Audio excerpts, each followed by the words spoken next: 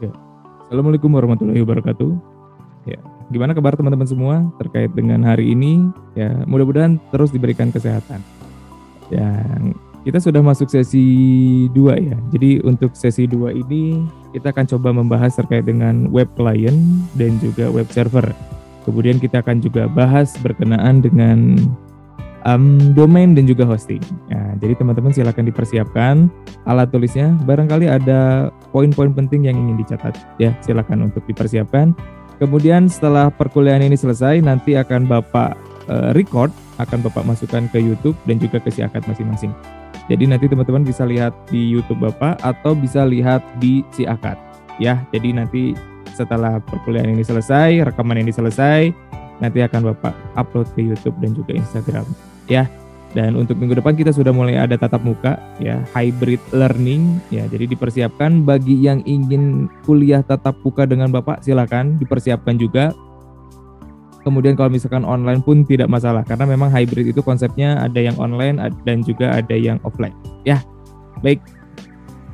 Kita langsung aja masuk ke materinya ya, untuk pertemuan sesi 2 ini terkait dengan komputer bisnis 2. Ya, jadi untuk komputer bisnis 2 ini sebetulnya kita akan bahas terkait dengan web client, gitu kan, dengan web server. Kemudian kita juga akan bahas lebih lanjut terkait dengan domain dan juga hosting. Ya, oke. Kita coba lihat dulu ya, apa saja sih hari ini yang akan kita bahas, gitu kan? Oke, pembahasan kita cukup menarik ya untuk hari ini. Nih, pembahasan kita cukup menarik untuk hari ini. Ya, jadi pembahasan kita hari ini adalah terkait dengan web domain ya, dan juga web hosting gitu ya. Oke, lanjut ya.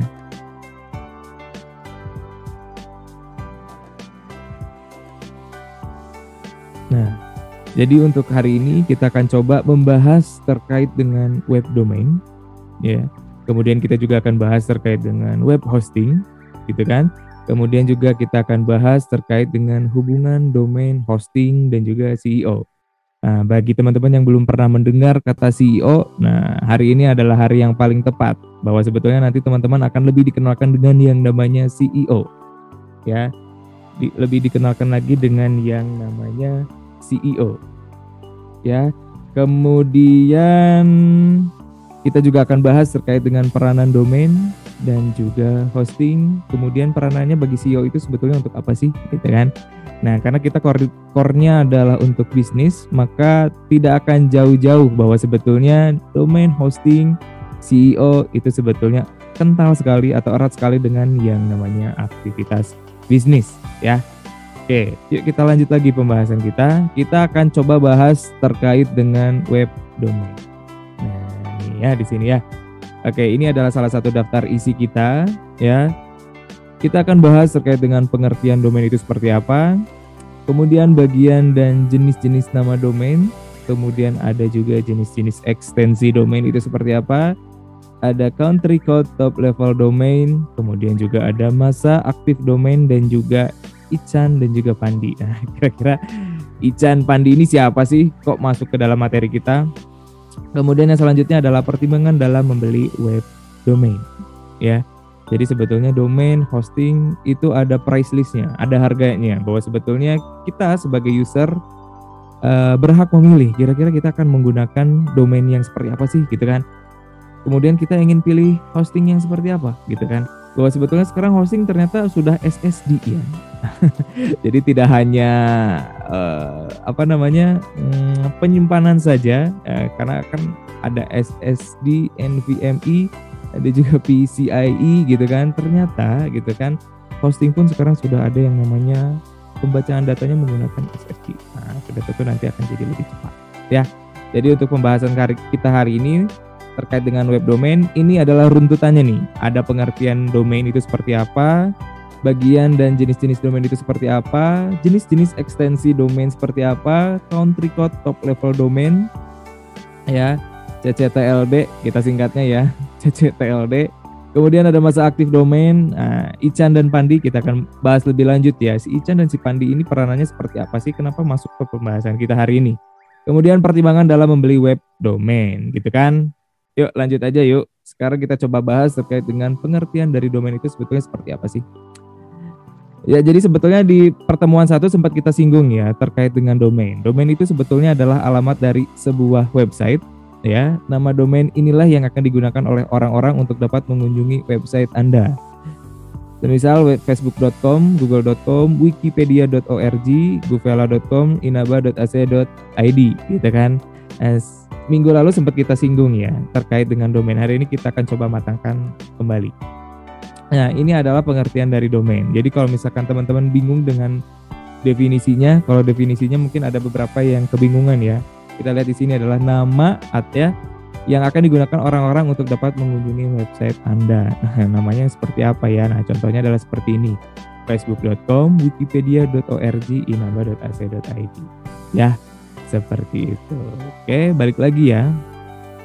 Lanjut, sekarang kita masuk ke bagian dan jenis-jenis domain. Sebetulnya terkait dengan jenis-jenis domain ada ini ya, runtutannya adalah seperti ini. Ada top level domain, second level domain, third level domain, dan juga subdomain. Nah, kemarin juga sempat kita bahas nih bahwa sebetulnya kita pakai contohnya adalah siakat.inaba.ac.id. Ya, jadi pembacaan siakat.inaba.ac.id ini pembacaannya dari sebelah kanan kemudian ke sebelah kiri. Ya, berbicara terkait dengan top level domain atau kita sebut dengan TLD ya, mudahnya kita sebut dengan TLD, susunan huruf terakhir setelah tanda titik dari sebuah domain atau bagian dari nama domain yang terletak di posisi paling kanan sampai tanda titik. Nah, contoh TLD adalah google.com ya, inaba.ac.id adalah ID-nya, berarti TLD-nya kalau misalkan google.com, TLD-nya adalah .com. Ya, seperti itu. Kemudian lanjut lagi nih, tadi kan pembacanya dari sebelah kanan, lanjut lagi ke sebelah kiri gitu kan. Ada yang namanya second level domain. Ya, second level domain. Jadi kalau misalkan berbicara second level domain artinya pengembangan dari top level domain ya, atau bagian dari top level domain ya. Bagian kedua dari kanan atau bagian setelah TLD dari sebuah nama domain. Contoh SLD dari google.com, oh ternyata tidak punya SLD ya. Nah, namun untuk inaba.ac.id, SLD-nya adalah AC. Ya, seperti itu. Kemudian lanjut lagi ya. Setelah berbicara terkait dengan second level domain, kita berbicara terkait dengan third level domain. Bagian setelah SLD dari sebuah nama domain. Kalau misalkan inaba.ac.id, sudah tentu third level domainnya adalah inaba. Ya, kemudian lanjut lagi kita kenal ada yang namanya subdomain. Domain yang merupakan bagian dari domain utama. Subdomain biasanya terletak di depan atau di sebelah kiri dari nama domain. Tujuan dari dibuatnya subdomain biasanya karena diperlukan sebuah website baru yang memiliki fungsi berbeda dengan website utama. Contohnya adalah inaba.ac.id memiliki subdomain siakat.inaba.ac.id. Nah, untuk student area. Jadi sebetulnya seperti ini. Kalau misalkan kita berbicara terkait dengan subdomain, itu sebetulnya ada peruntukan khusus. Ya, peruntukan khususnya misalkan kalau siakat itu kan sebetulnya peruntukan khususnya untuk mahasiswa Inaba. Sedangkan inaba.ac.id-nya adalah peruntukannya secara umum. Jadi untuk khususnya untuk mahasiswanya sudah tentu nanti diarahkan untuk masuk atau mengakses siakat.inaba.ac.id. Ya, seperti itu. Oke, lanjut lagi ya. Kemudian ada jenis-jenis ekstensi domain. Nah, ini sempat kita bahas ya kemarin ya. Ada .com, .net, .org, .gov, .biz, .info, .edu, .ac, .sch, dan .id. Sebagai contoh misalkan .com, nah digunakan untuk domain website komersial atau perusahaan. Contoh lagi misalkan .ac, nah ini AC itu sebetulnya untuk akademis atau untuk bidang pendidikan. Tidak hanya AC, ada juga .edu dan juga .sch. Edu itu sebetulnya diambil dari kata education, kemudian sch itu adalah school ya. Jadi ini adalah jenis-jenis ekstensi domain. Sebetulnya terkait dengan jenis-jenis ekstensi domain ada banyak sekali terkait dengan jenis ekstensi domain. Jenisnya banyak, kemudian karena banyaknya jenis-jenis sehingga harganya pun bervariatif. Sebagai contoh misalkan di Indonesia itu familiar sekali dengan yang namanya penggunaan .com. Sudah tentu .com dengan .gov untuk perusahaan, mohon maaf bukan perusahaan tapi untuk website pemerintahan harganya pun berbeda. Nah, sudah tentu nanti tergantung platform si penerima jasanya ya, si penyedia jasanya. Untuk .com biasanya di range rata-rata menengah ya. Kalau misalkan di Indonesia di antara 150 sampai 200 ribuan per tahunnya. Jadi cukup murah untuk .com. Menurut saya itu ada di kisaran tengah-tengah harganya, middle. Kemudian ada juga yang murah ya. Ada yang namanya XYZ. Kalau misalkan dulu itu XYZ itu nama domain yang kurang familiar, kurang diminati. Tapi sekarang sudah bergeser ya. Kita sekarang kenal ada yang namanya generasi X gitu kan. Kemudian juga ada generasi Y, generasi Z. Maka dengan seiring berkembangnya waktu bahwa sebetulnya nama domain XYZ sekarang sudah mulai diminati. Banyak orang yang sudah menggunakan domain XYZ. Ya. Oke, lanjut lagi ya. Lanjut lagi, kemudian kita akan coba bahas terkait dengan ini ya. Yang barusan kita ingin bahas ya. Sebetulnya si Ican dan si Pandi ini siapa sih gitu kan? Kenapa masuk ke pembahasan kita? Nah, sebelum masuk ke Ican dan Pandi, saya coba ingin menjelaskan terlebih dahulu bahwa sebetulnya domain itu ternyata ada masa aktifnya. Sama seperti ini, nomor provider kita. Kalau misalkan tidak diisi ulang pulsanya, sudah tentu ada masa tenggangnya. Ya, coba kita lihat di sini. Masa aktif domain itu ternyata dibagi menjadi 3 periode. Yang pertama adalah renewal hold, kemudian juga ada redemption period, kemudian juga ada yang namanya pending deletion. Kita bahas dulu yang renewal hold ya. Kalau renewal hold itu sebetulnya jangka waktunya sekitar 0 hingga 40 hari. Pada periode ini, status websitemu masih belum dapat dipastikan. Ini merupakan peringatan waktu akan berakhirnya masa berlaku domain milikmu. Ini biasanya kalau misalkan tersisa 40 hari, nah sudah mulai tuh domain keluar mengingatkan bahwa untuk diperpanjang gitu kan. Itu namanya renewal call. Ya. Itu masanya 40 hari. Kemudian ada redemption period. Jangka waktunya sekitar 40 hingga 70 hari. Ya, pada periode ini kamu bisa memperpanjang masa aktif domainmu dengan tarif normal atau tak terlalu mahal. Masa ini berlaku 40 hari setelah domainmu kadaluarsa. Jadi kalau misalkan gini, kadaluarsanya misalkan 1 April ya. Kemudian setelah 1 April ada masa waktu di mana menunggu ya dari 40 hingga 70 hari. Nah, 40 hari hingga 70 hari ke depan itu dinamakan dengan redemption period. Jadi sebelum masa penghapusan atau masa konfirmasi dilanjut atau tidak itu masuk yang namanya redemption period 40 hingga 70 hari ke depan. Ya. Kemudian terakhir adalah pending deletion. Jangka waktu untuk memproses perpanjangan domain ini berlaku selama 3 hingga 5 hari kerja sejak masa tenggang redemption period terakhir. Biaya yang dikenakan untuk menembus domain adalah sebesar 10 kali lipat dari harga normalnya. Ya, jadi lebih mahal ternyata. Bahwa sebetulnya sebelum dihapus, benar-benar dihapus oleh si penyedia jasanya. Jadi kalau misalkan redemption periodnya sudah berakhir gitu kan, sudah berakhir, kemudian ada waktu 3 sampai 5 hari tidak ada konfirmasi, tidak ada perpanjangan, maka nama domainnya akan segera dihapus. Dan untuk mengembalikan nama domain itu kalian harus membayar 10 kali lipat dari harga normalnya. Wah, kejam ya. Jadi sebetulnya kalau misalkan ingin diperpanjang lah, segeralah diperpanjang. Jangan sampai redemption periodnya habis dan nanti kalian berjumpa dengan yang namanya pending deletion. Ya, seperti itu. Oke, sekarang kita masuk ya. Ada si Ican dan juga si Pandi. Nah, Ican ya, Ican, ICANN. Nah, kita biasanya yang punya nama Chandra, pemanggilannya adalah Ican.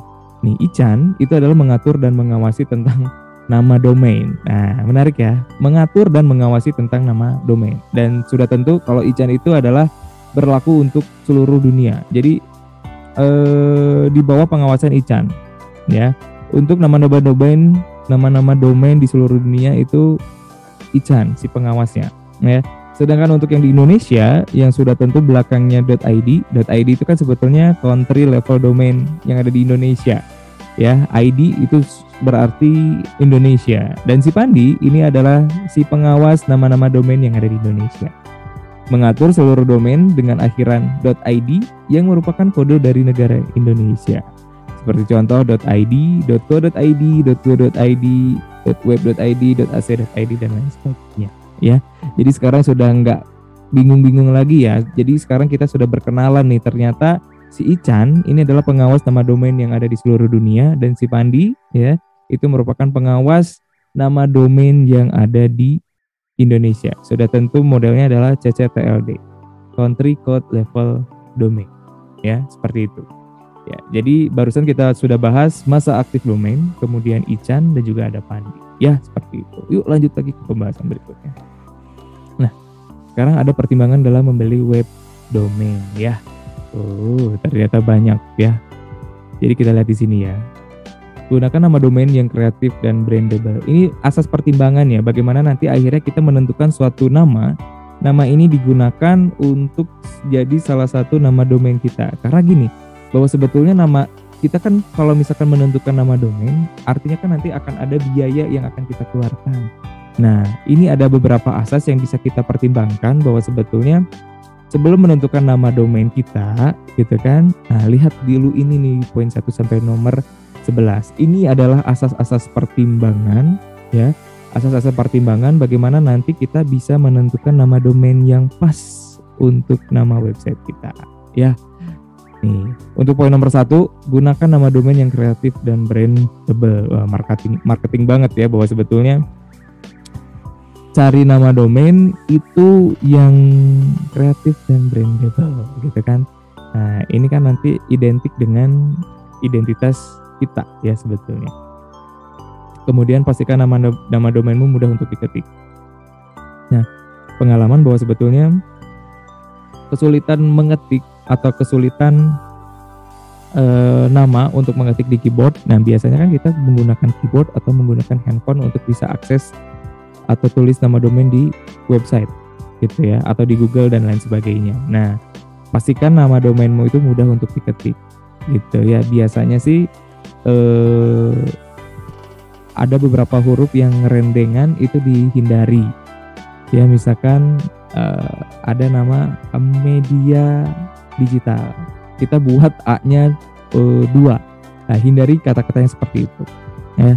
Kemudian gunakan nama domain yang singkat ya. Jadi jangan terlalu panjang supaya orang lain untuk mengaksesnya bisa lebih mudah. Kemudian gunakan keyboard yang berhubungan dengan keperluan websitemu. Jadi pada saat orang ngetik gitu kan, orang mudah gitu untuk mengetik nama domain kalian semua gitu kan.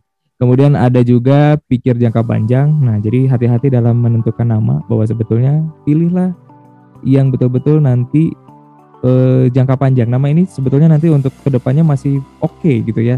Masih bisa digunakan, masih bisa bersaing dengan nama-nama yang lain, masih mudah untuk diingat oleh orang lain. Nah, jadi terkait dengan nama memang asas pertimbangan lainnya adalah pikir panjang ya.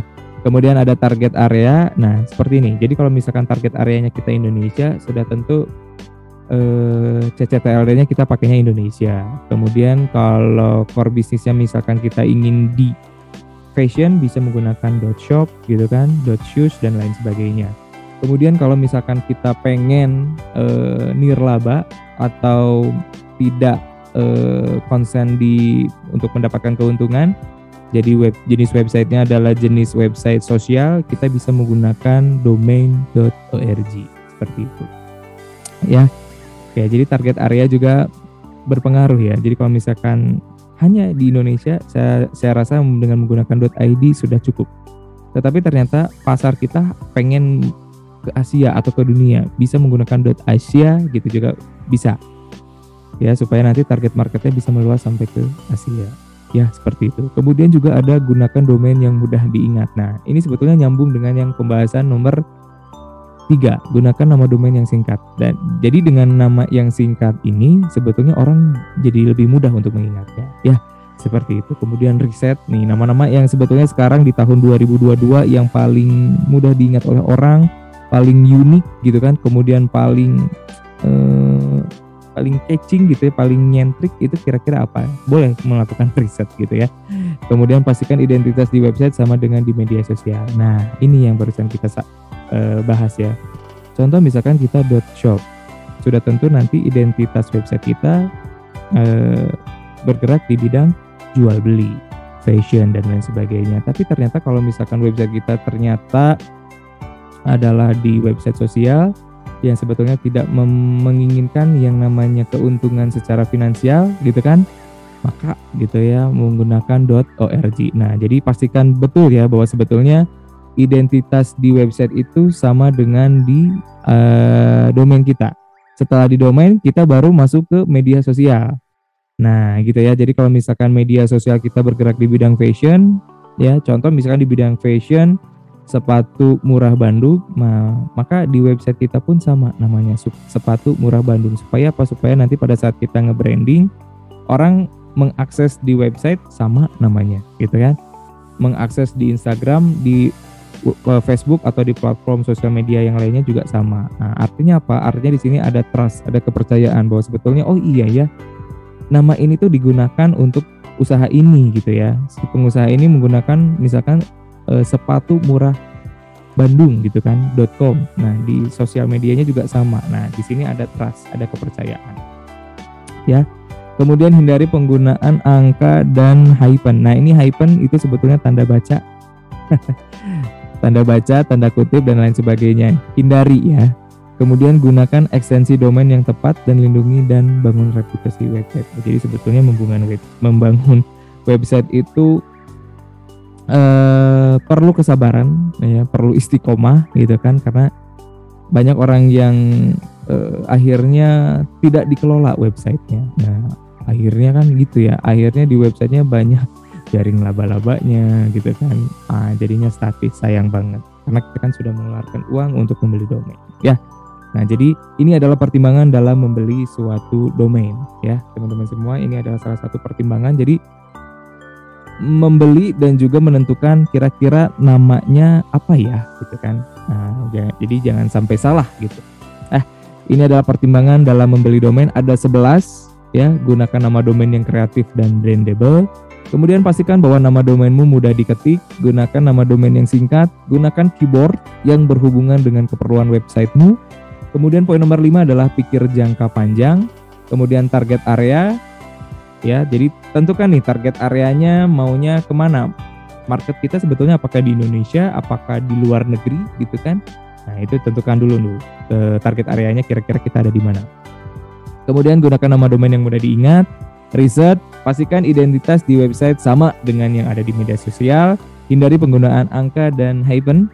Kemudian gunakan ekstensi domain yang tepat dan lindungi dan bangun reputasi websitemu. Ya, ini adalah pertimbangan dalam membeli web domain. Kita lanjut lagi. Itu pembahasan terkait dengan domain ya.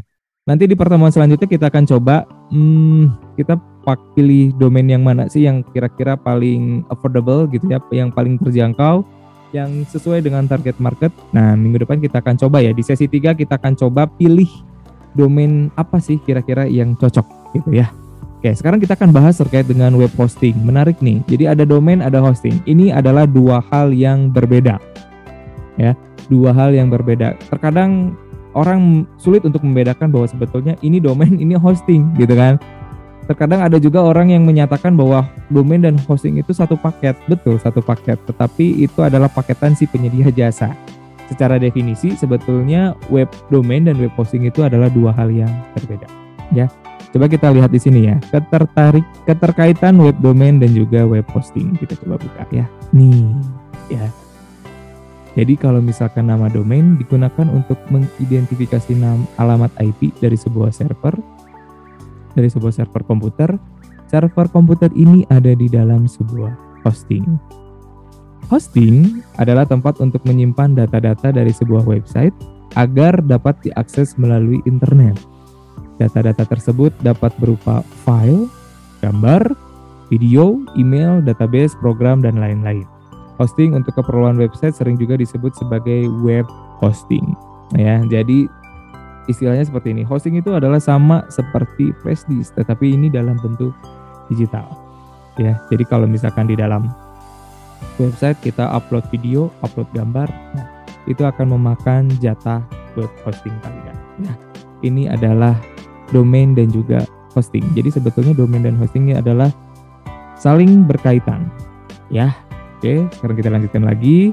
Kemudian ada juga nih kriteria memilih hosting yang bagus itu seperti apa sih? Kita coba. Ya, nih ada 7 poin bagaimana cara kita memilih kriteria hosting yang bagus. Sudah tentu ada server uptime lebih dari 99,5%, ya. Kemudian akses kecepatan server bagus, ping time yang bagus, memiliki reputasi dan track record yang bagus, fasilitas hosting yang lengkap, technical support yang handal dan mudah dihubungi, harga yang terjangkau dan memberikan best value. Nah, yang paling sering terjadi adalah nomor 6. Ya. Nah, karena di kita tuh internetnya sering bermasalah sebetulnya, maka dari itu sebetulnya gini.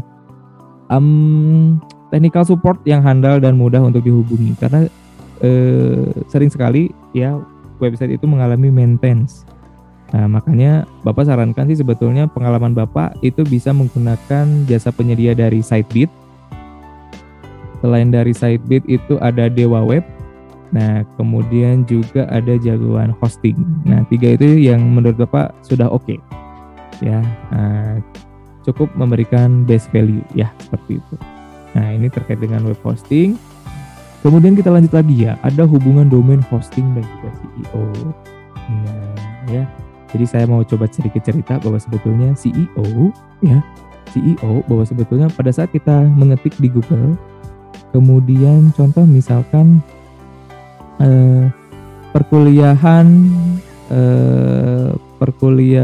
kuliah murah biaya terjangkau misalkan ya, akreditasi sangat baik, muncul tuh Inaba.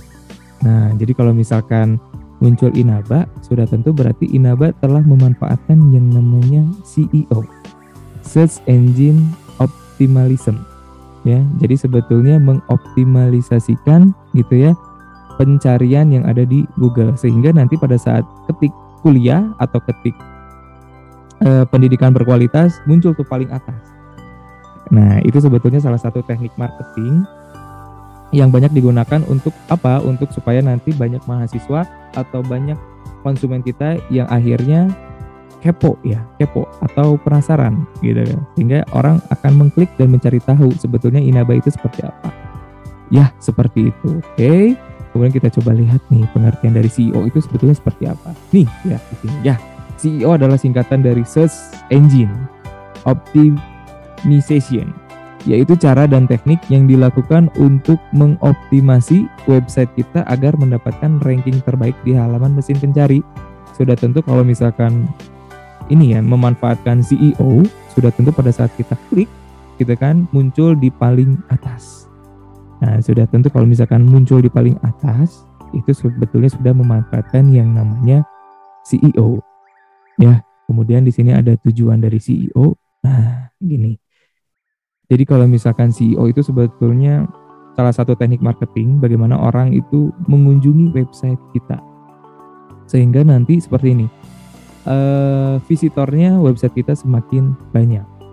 Kalau kita lihat di sini bahwa sebetulnya tujuan dari SEO adalah agar website kita lebih mudah muncul di halaman pertama hasil pencarian. Tujuan akhirnya tentu agar artikel website kita ada di urutan pertama di mesin pencari. Ya, sudah tentu nanti sebelum ke website orang lain, nah masuk ke website kita terlebih dahulu. Tujuannya adalah seperti itu. Ya, oke, lanjut lagi. Kemudian ada manfaat dari SEO itu sebetulnya seperti apa sih, gitu kan?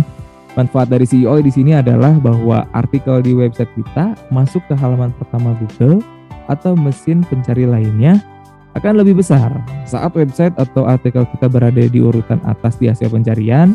Maka semakin banyak visitor yang akan mengunjungi website kita. Semakin besar visitor tentunya berarti semakin besar kemungkinan hasil yang bisa kita dapatkan. Ya, sudah tentu untuk sektor marketing ini sangat bermanfaat. Ya, oke, lanjut lagi ya. Itu berhubungan dengan domain, hosting dan juga SEO. Sekarang lanjut ke peranan domain dan juga SEO. Nah, ya, peranan domain dan hosting bagi SEO. Pemilihan domain. Lihat sini ya. Pemilihan domain merupakan hal yang sangat berpengaruh terhadap SEO. Optimalisasi menggunakan SEO sangat terpengaruh dengan domain. Dalam melakukan pemilihan kata-kata dalam domain harus sangat diperhatikan. Nah, ya, sebaiknya kamu menggunakan domain.com atau domain.net. Ini sejalan dengan pangsa pasar Indonesia ya. Mayoritas biasanya menggunakan .com atau .net. Usahakan jangan menggunakan domain bebas biaya atau gratis. Ternyata domain itu ada yang gratis juga ya. Kalau misalkan gratis, itu biasanya nebeng ke domain yang lainnya. Biasanya kita menggunakan subdomain. Ya, hal ini akan membuat pelanggan kamu memiliki kepercayaan kepada kamu kalau misalkan kita menggunakan domain yang kredibel. Nah, jika kamu menggunakan domain gratis, maka pelanggan kamu tidak akan percaya dengan website kamu ya. Jadi kan sekarang banyak penipuan yang menggunakan domain-domain gratis ya. Nah, jadi kalau ini penipuan nih pasti nih karena menggunakan domain yang gratis. Karena muncul statement seperti itu. Ya, oke, maka dari itu pilihlah domain yang sebetulnya easy listening gitu ya, mudah untuk mudah untuk diterapkan di Indonesia, target marketnya juga sesuai. Itu biasanya menggunakan .com dan juga .net. Ya, seperti itu. Ya, kemudian memilih lokasi server. Nah, ya. Jadi kalau misalkan server, ada hosting yang di USA, ada di Singapura dan juga ada di Indonesia. Kira-kira nanti kita pilih yang mana ya? Nah, teman-teman kira-kira pilih yang mana? Karena sebetulnya server hosting itu ada yang di USA, ada yang di Singapura, ada yang di Indonesia. Nah, saya pakai contoh 3 ini ya. Nah, tugas teman-teman semua di sini bahwa sebetulnya cari nih jawaban ya. Kita pakainya yang USA, Singapura atau yang Indonesia? Yang paling affordable yang mana? Ya, nah ini jadi tugas teman-teman semua ganti ya. Oke. Nah, jadi untuk pertemuan kita hari ini cukup sekian. Sebelum kita akhiri, saya ada beberapa pertanyaan buat teman-teman semua di sini. Ada beberapa pertanyaan. Saya yakin setelah tadi mengikuti perkuliahan Bapak dari awal sampai akhir bisa menjawab ini semua. Nih, pertanyaan yang nomor 1 nih. Apa perbedaan dari web client dan juga web server? Ya, pertanyaannya mudah nih. Ada web client dan juga ada web server. Kira-kira apa ya yang perbedaan dari keduanya? Kalau kita lihat dari web client gitu kan, adalah komputer yang tergabung dalam jaringan atau internet yang memiliki informasi untuk dapat mengakses web server. Ya, web server ada Apache, ada Tomcat, ya, dan lain sebagainya. Kemudian web client menggunakan aplikasi yang disebut web browser. Web browser ada apa aja, Pak? Ada Google, Opera, Mozilla Firefox. Ada apa lagi? Silahkan ditambahkan ya. Ada banyak sekali ya untuk web browser. Web server adalah komputer yang tergabung dalam jaringan atau internet yang memberikan informasi. Sudah tentu informasi yang ada di dalam pencarian ya. Nah, kemudian web client dan web server itu berkomunikasi menggunakan protokol yang namanya HTTP. HTTP itu adalah Hypertext Transfer Protocol. Nah, jadi kalau misalkan web client adalah komputer yang tergabung dalam jaringan atau internet yang meminta informasi. Nah, untuk mengakses web server, web client menggunakan aplikasi yang disebut web browser. Ya, tadi sudah kita bahas ya, web browser ada google.com, ada Mozilla, ada Opera, ya. Kemudian HTTP, Hypertext Transfer Protocol adalah protokol yang digunakan untuk mentransfer dokumen dalam www World Wide Web ya. Protokol ini adalah protokol dengan tidak berstatus dan generik yang dapat digunakan sebagai macam pencarian dokumen, baik file, foto, video dan lain sebagainya. Ya. Nah, itu ada web client dan juga web server. Jadi ini adalah dua hal yang berbeda ya. Ada web client dan juga web server. Ya. Oke, kemudian kita lanjut lagi, sebutkan contoh dari web client dari web server. Ini mudah banget ya. Web client dan juga web server. Nah, mudah ini. Silakan kalian nanti tinggal cari ya. Contoh dari web client itu ada apa saja sih? Web server itu ada apa? Ada siapa aja gitu ya, masing-masing 5. Kemudian apa perbedaan web statis dan juga website dinamis? Jadi ini sebetulnya kata kuncinya ada di statis dan juga ada di dinamis. Berbicara statis sudah tentu tidak banyak pergerakan. Dinamis sudah tentu aktif sekali melakukan pergerakan. Nah, silakan nanti teman-teman tinggal disimpulkan, dibuatkan parafrase. Website itu apa, statis itu apa, kemudian kalian tinggal buat satu kesimpulan bahwa sebetulnya website statis itu adalah seperti ini. Kemudian begitu juga dengan website dinamis. Website pengertian secara harfiahnya itu seperti apa, dinamis itu seperti apa. Kemudian kalian coba untuk parafrasekan sehingga muncul satu definisi baru, website dinamis itu seperti apa. Mudah kok ini ya. Nah, ada website statis dan juga ada website dinamis. Kalau website statis, Bapak kasih contoh ya, ilustrasi mudah ini. Bahwa sebetulnya website statis itu tidak banyak melakukan perubahan-perubahan. Ya, dan cenderung pasif. Dan itu ternyata di Indonesia banyak. Ada website statis. Ya, sedangkan website dinamis itu pergerakannya cukup aktif. Jadi setiap ada informasi baru di-upload. Setiap ada pembaharuan baru pasti diberitahukan. Nah, gitu ya. Itu adalah website statis dan juga website dinamis. Silakan nanti teman-teman untuk cari lebih jauh ya. Perbedaannya dari segi mana saja sih? Gitu ya. Oke, kemudian juga ini ada web development tools. Jadi sebetulnya development tools di Google itu sudah ada. Ya. Kemudian berbicara development sudah tentu ini berkaitan erat dengan pengembangan. Sudah tentu apa yang dikembangkan? Yang dikembangkan adalah berkaitan dengan web. Nah, kalau tools berarti ada alatnya. Nah, silahkan dicari ya.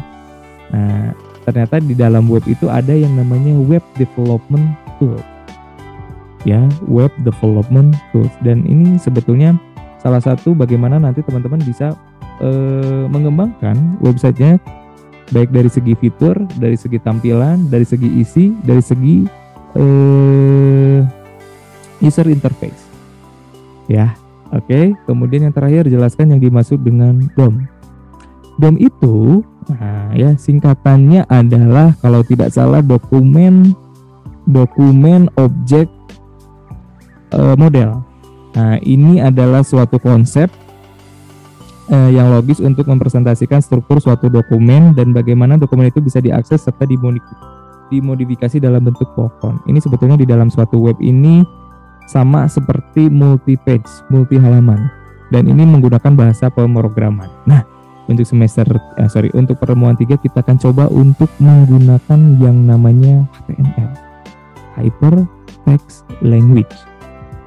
Ya, HTML. M-nya itu mark ya.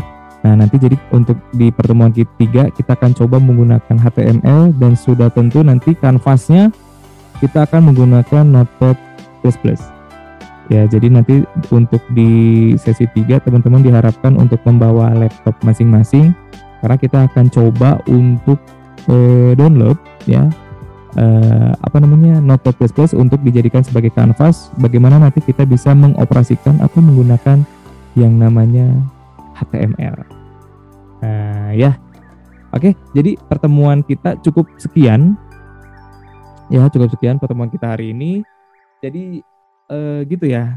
Hari ini barusan kita membahas terkait dengan web server, gitu kan. Kemudian kita juga bahas terkait dengan web hosting dan juga web domain. Ini merupakan salah satu pengetahuan awal bagaimana nanti teman-teman bisa punya web hosting sendiri, web domain sendiri, kemudian juga bisa mengkonfigurasikan website. Ya. Nah, itu ya untuk pertemuan kita hari ini kita bahas itu saja. Nanti untuk pertemuan minggu depan kita akan coba untuk menggunakan yang namanya bahasa pemrograman HTML, gitu kan, dengan menggunakan kanvas Notepad++. Jadi sebelum nanti masuk ke perkuliahan sesi 3, Bapak harapkan sih teman-teman sudah ini dulu ya, install Notepad++. Ya, jadi nanti kita akan menggunakan Notepad++ untuk bisa membuat halaman website. Sudah tentu satu halaman web page dulu. Nanti kalau misalkan sudah satu halaman, nanti kita bisa menggunakan yang namanya multi page. Ya, itu saja perkuliahan kita hari ini. Terima kasih banyak. Jangan lupa untuk kuis dan tugas dikerjakan. Sehat terus, kita ketemu lagi minggu depan di pertemuan 3, kita sudah mulai tatap muka. Ya, terima kasih. Wassalamualaikum warahmatullahi wabarakatuh.